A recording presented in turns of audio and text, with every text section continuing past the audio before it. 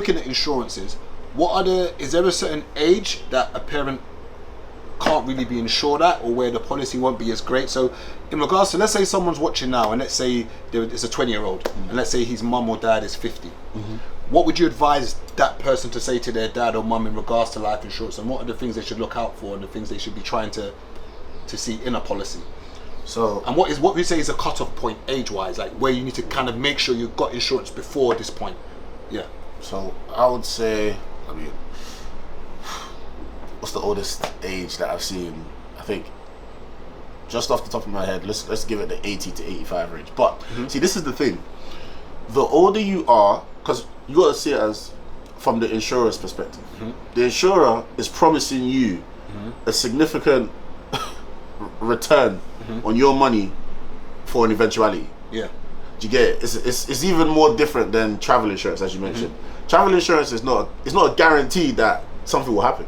It is guaranteed you're going to die. Yeah, 100%. And someone is putting their money on the line. What if I'm a Highlander? You don't know. I've never told none of you that. I've been awake for like 300 years so far.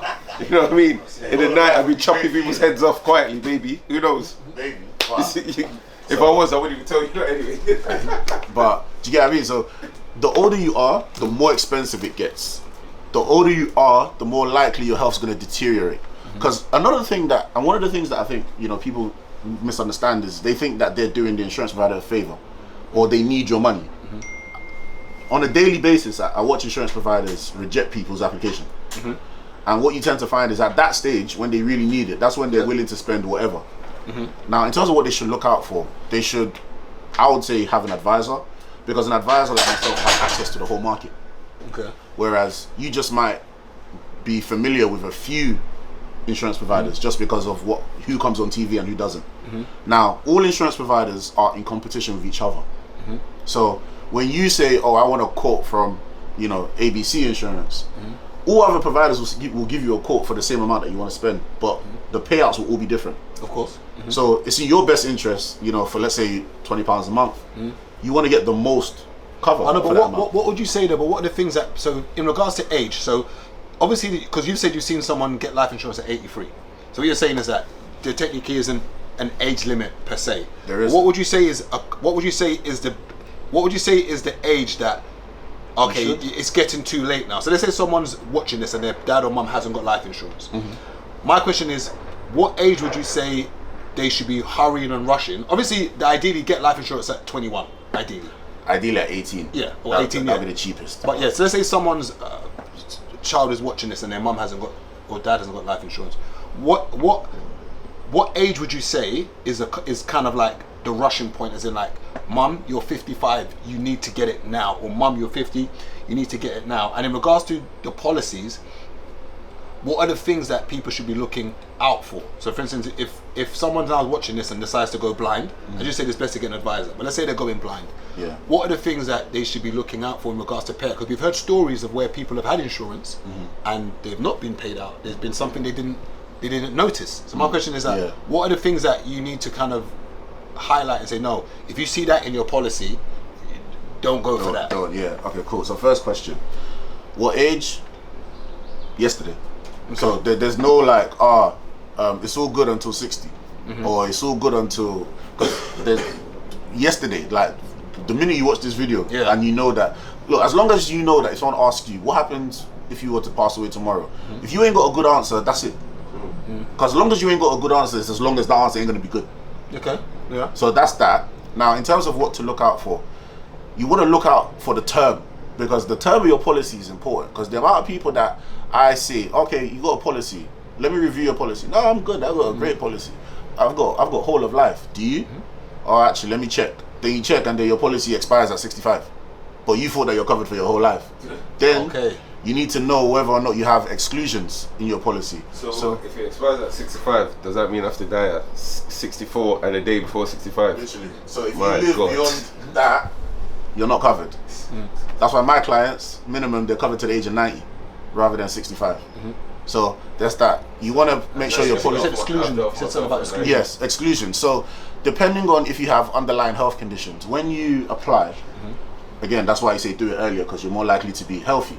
Okay. So when you apply, depending on what your health conditions are and what the provider deems risky, they might say, no, we'll cover you, but if, you know, because of this particular health issue, if the cause of death is that, we're not paying out. But that's because you already had that issue before. That's because you already had that issue before you went. Okay. Again, that's why I say do it young, because you're going to be likely to be as healthy as possible. So just so those who are watching, so technically, if you have an underlying health issue before taking out that policy, it's highly unlikely they'll pay you out for that underlying health issue. They may do, but it's highly unlikely they will, because let's just say, let's use the cancer for instance. Let's say someone has cancer and it's known they've had cancer before taking out that policy. If that person is to pass away from that same cancer, the likelihood of them getting paid out is slim, because there's an exclusion, I'm assuming, if it's in the contract. I won't say, if it states it, because they'll tell you. They're not, you know, they don't hide. Yeah. Like, and they have a good reputation of paying, because that's their business, right? Now, in terms of what people need to also look out for, make sure your policy is in a trust. If your policy is not in a trust, right, you've gone out of your way, you've thought, you know, for the future, you've gone to go get £1 million policy. Your kids are going to end up paying 40% on the £1 million policy. Why would you make them pay inheritance tax on insurance? So when you say the policy is in a trust, so okay, going back, I'm ignorant to this. So someone takes out a life insurance policy. So let's say I've taken one out for my mum. My mum's got life insurance. That life insurance is on my mum. Yes. Now, when you say the life insurance policy is in a trust, you mean that on the contract it's written out that it's paid out to the trust and not to me as an individual? Yes. Is that what you mean, basically? Yes. Okay. But you're going to be a beneficiary of the trust anyway. Of the trust. And if that payout goes to the trust, then there isn't a 40% tax to pay out on that life insurance policy. Correct. Okay, it's making sense now. I understand. Okay. So that's how, because how they work, is literally the person. Let's say the person's mom passes away. They've grieved, all of that. They've called now. Hello, I'm one of the trustees. This is my name. They do their thing because they have a claims number. Yeah. Right. What's the proof of death? Do you have a death certificate? Yes, I do. Send that to us. We have it. Great. What sort of account number would you like to send the money to? That's it.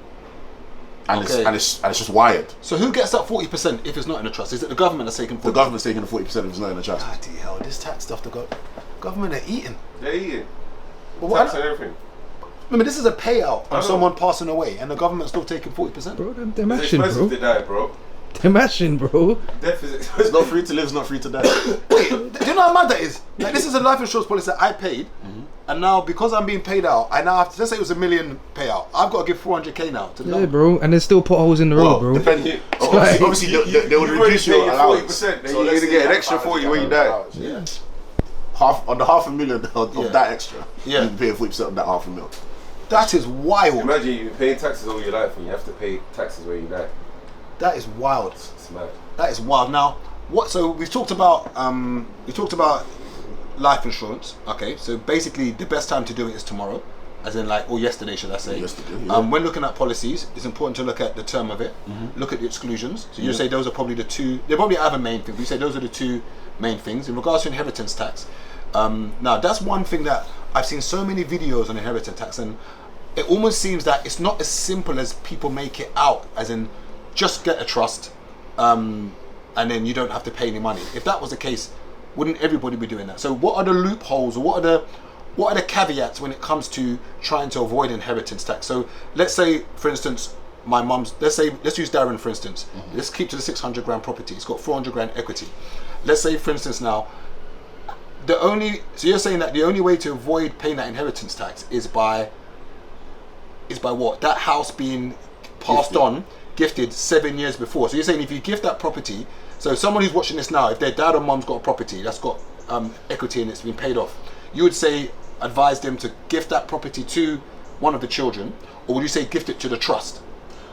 Well, they could do both. I mean, I personally would put it in a trust, and then, and of course, in good time, so that the child will be able to benefit from that, as well as not even be liable for the property. So reason why is because it gets even more complex.